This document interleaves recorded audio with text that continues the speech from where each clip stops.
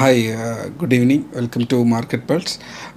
ഇന്ന് നമ്മൾ സംസാരിക്കാൻ പോകുന്നത് നിഫ്റ്റി ഈ കണ്ടിന്യൂസ് ആയിട്ട് വീഴുന്നത് എന്താണ് നിഫ്റ്റി ഇതുകൊണ്ട് ഉദ്ദേശിക്കുന്നത് എന്നുള്ളത് നമുക്ക് ഇന്ന് സംസാരിക്കണമെന്ന് തോന്നി. കഴിഞ്ഞ കുറച്ച് ദിവസങ്ങളായിട്ട് ഗ്രൂപ്പിനകത്ത് അധികം വീഡിയോസ് നമ്മൾ പോസ്റ്റ് ചെയ്യാറില്ല, യൂട്യൂബ് ചാനലിനുള്ളിൽ വീഡിയോസ് അധികം പോസ്റ്റ് ചെയ്യാറില്ല. അതിൻ്റെ റീസൺ എന്താണെന്ന് ചോദിച്ചു കഴിഞ്ഞാൽ, നമ്മൾ വെൽത്ത് ക്രിയേഷന് വേണ്ടിയിട്ടാണ് നമ്മുടെ കമ്മ്യൂണിറ്റി യൂസ് ചെയ്യുക. അപ്പോൾ വെൽത്ത് ക്രിയേഷൻ എന്നുള്ള സിറ്റുവേഷൻ നമ്മുടെ നിഫ്റ്റിയുടെ ചാർട്ട് നിങ്ങൾക്ക് നോക്കിയാൽ അറിയാം. മാർക്കറ്റിൽ അങ്ങനെ ഒരു വെൽത്ത് ക്രിയേഷനുള്ള ഒരു സിറ്റുവേഷൻ അവിടെ ഉണ്ടായിരുന്നില്ല. സോ ഇപ്പോൾ മാർക്കറ്റ് അതിൻ്റെ സപ്പോർട്ടിലേക്ക് വരുന്നുണ്ട്. നമുക്കതിനെക്കുറിച്ച് പിന്നീട് സംസാരിക്കാം.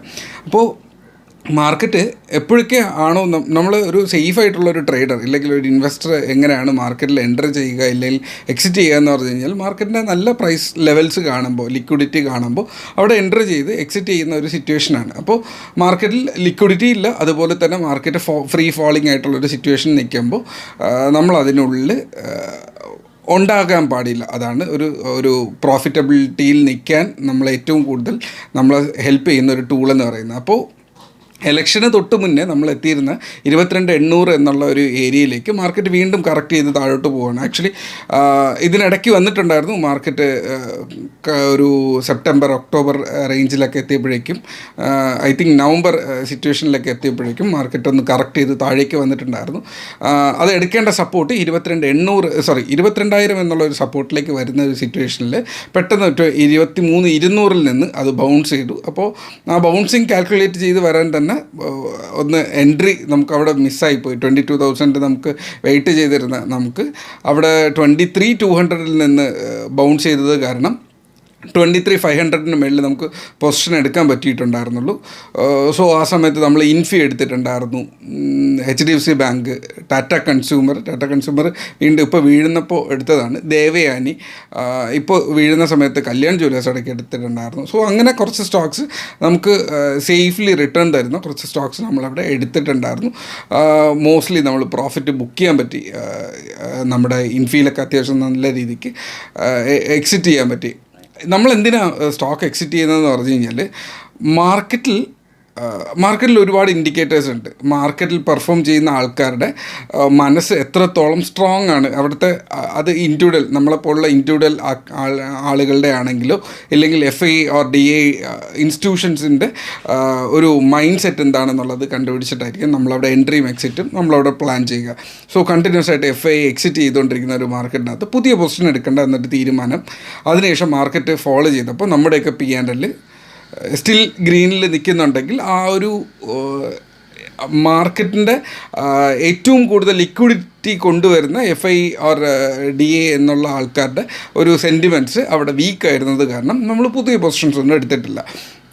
അപ്പോൾ അത് എന്നാണോ തിരിയുന്നത് അപ്പോൾ മാത്രം നമ്മളവിടെ പൊസിഷൻ എടുക്കുക, അതുവരെ ക്യാപിറ്റൽ സേഫ് ചെയ്ത് വെക്കുക എന്നുള്ളതാണ് ഇതിൻ്റെ അടിസ്ഥാനം എന്ന് പറയുന്നത്. എല്ലാ ഫ്രീ ഫാളിംഗ് മാർക്കറ്റിനകത്തും നമ്മൾ ഓരോ ഫാളിൻ്റെ ഇടയിൽ എൻട്രി എടുക്കണം എന്ന് നിർബന്ധമില്ല.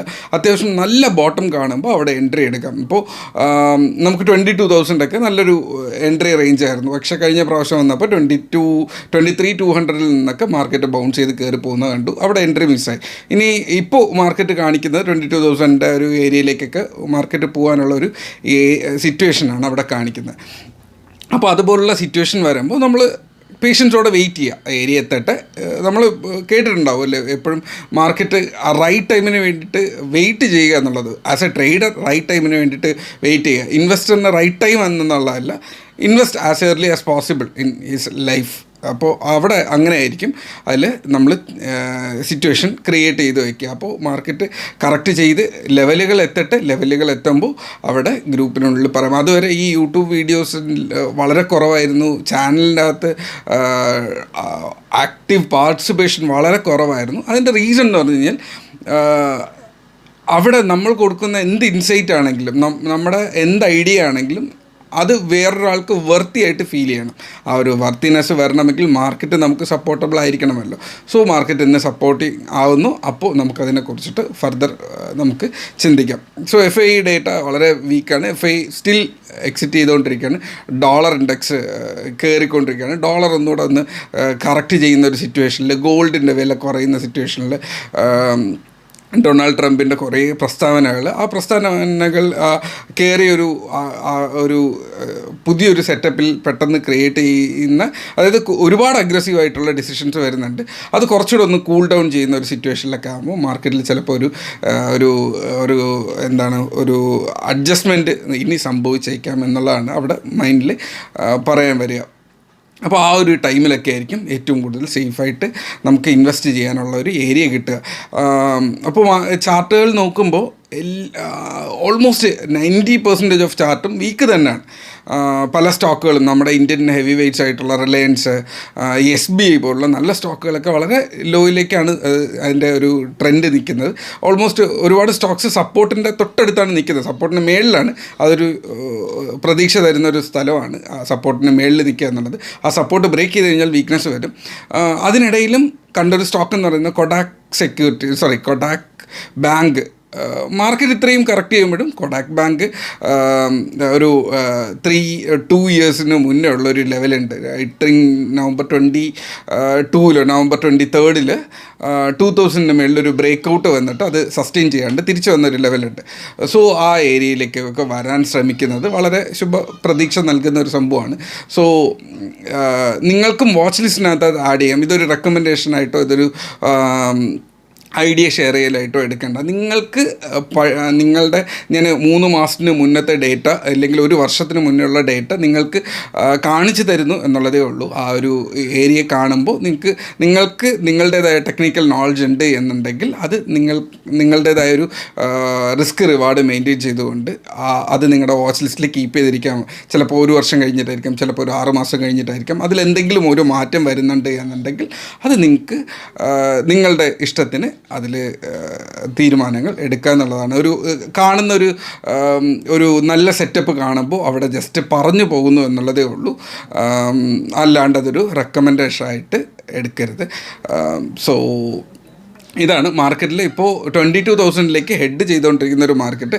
ഓൾമോസ്റ്റ് 22,000 എന്നുള്ളൊരു സപ്പോർട്ട് ഏരിയയിൽ എത്തുമ്പോഴായിരിക്കും മോസ്റ്റ്ലി അവിടെ ഒരു സപ്പോർട്ട് എടുക്കുക. സോ അതുവരെ മാർക്കറ്റിൽ നല്ല സ്റ്റോക്കുകൾ ഒരു 10-20% ഒക്കെ അക്കുമുലേറ്റ് ചെയ്യുന്നത് കൊണ്ട് കുഴപ്പമില്ല. വളരെ നല്ല സ്റ്റോക്സ് അവിടെ ഉണ്ടാവാറുണ്ട്. ഒരു സ്റ്റോക്കും ഞാൻ പ്രത്യേകിച്ച് തൽക്കാലം പറയുന്നില്ല. ഏരിയാസ് എത്തുമ്പോൾ നമുക്കവിടെ നമ്മുടെ കമ്മ്യൂണിറ്റിക്കുള്ളിൽ അവിടെ നമ്മൾ സംസാരിക്കാറുണ്ട്. എന്തെങ്കിലും നല്ലൊരു ഏരിയയൊക്കെ വരുമ്പോൾ ആ സ്റ്റോക്കുകളെ കുറിച്ച് നമ്മൾ സംസാരിക്കാറുണ്ട്. അതിൻ്റെ ക്വാളിറ്റി എങ്ങനെയുണ്ട് എന്ന് സംസാരിക്കാറുണ്ട്. അതിനെക്കുറിച്ചിട്ടൊക്കെ നിങ്ങൾക്ക് വേണമെങ്കിൽ നിങ്ങൾക്ക് കമ്മ്യൂണിറ്റിയിൽ കാണാൻ പറ്റുന്നതാണ്. ഓക്കെ, അപ്പോൾ കമ്മ്യൂണിറ്റിയുടെ ലിങ്ക് ഞാൻ താഴെ ഡിസ്ക്രിപ്ഷനിൽ പിൻ ചെയ്തിരിക്കാം. ഫ്രീ കമ്മ്യൂണിറ്റിയാണ്.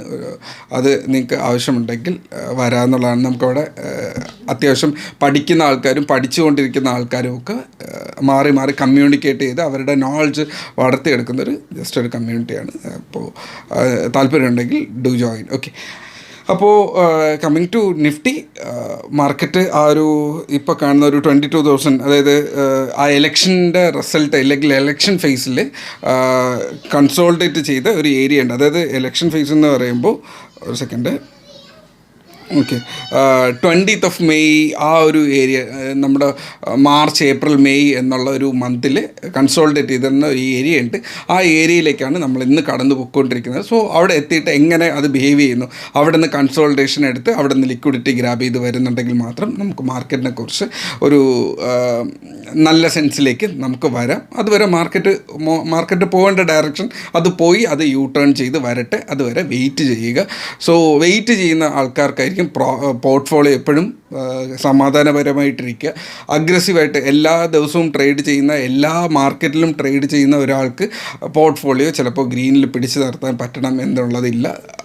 തുടക്കകാലത്ത് മിസ്റ്റേക്സ് വരാം, പക്ഷേ ഗോയിങ് ഫോർവേഡ് എക്സ്പീരിയൻസ് കിട്ടി വരുമ്പോൾ നിങ്ങളുടെ ഒരു നല്ലൊരു ലാഭത്തിൽ എത്തണം എന്ന് ആഗ്രഹിക്കുന്ന ഒരു വ്യക്തി ചില കാര്യങ്ങൾ ത്യജിക്കും. എല്ലാ ട്രേഡിലും അറ്റൻഡ് ചെയ്യുന്നത്, എല്ലാ മാർക്കറ്റിലും ട്രേഡ് ചെയ്യുന്നത്, എല്ലാ നല്ല എൻട്രീസും എൻ്റേതാണ്, ഫുൾ ഡേ ട്രേഡ് ചെയ്യാനിരിക്കുന്നത്, ഇതുപോലുള്ള ഒരുപാട് കാര്യങ്ങളുണ്ട്. അതിനെക്കുറിച്ച് വരും ദിവസങ്ങളിൽ സംസാരിക്കാം.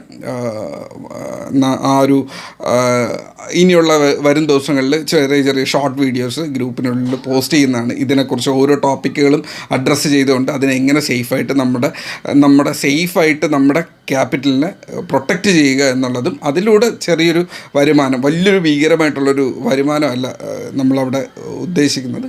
നോർമലായിട്ടുള്ളൊരു സാധാരണ ഒരു സെക്കൻഡറി ഇൻകം അവിടെ ഉണ്ടാക്കണമെങ്കിൽ എന്ത് ചെയ്യണം എന്നുള്ള ഒരു ഐഡിയ അവിടെ ക്രിയേറ്റ് ചെയ്യുക എന്നുള്ളതാണ്. ഒരു സ്പാമിങ്ങോ ഇല്ലെങ്കിൽ അവിടെ ഒരു മാർക്കറ്റിലെ ഒരു അഷ്വേർഡ് റിട്ടേൺസ് ഒക്കെ പറയുന്ന ഒരുപാട് സിറ്റുവേഷൻസ് ഇപ്പോഴും സ്റ്റിൽ ഒരുപാട് സെബി റെഗുലേഷൻസ് വന്നിട്ടും സ്റ്റിൽ എൻ്റെ യൂട്യൂബ് ഫീഡിൽ പോലും അത് ആഡായിട്ട് കാണിക്കുന്നുണ്ട്. സോ ആഡ്സിലൊന്നും പോവാതിരിക്കുക, സമാധാനപരമായി സ്വന്തമായിട്ടിരുന്ന് പഠിച്ച് ഇല്ലെങ്കിൽ നല്ല കുറച്ച് സുഹൃത്തുക്കളെ ഉണ്ടാക്കി. ഇത് ഒറ്റയ്ക്ക് മാത്രം നമ്മുടെ ജീവിതത്തിൽ പലപ്പോഴും കടന്നു വരുന്നൊരു സംഭവമാണ്.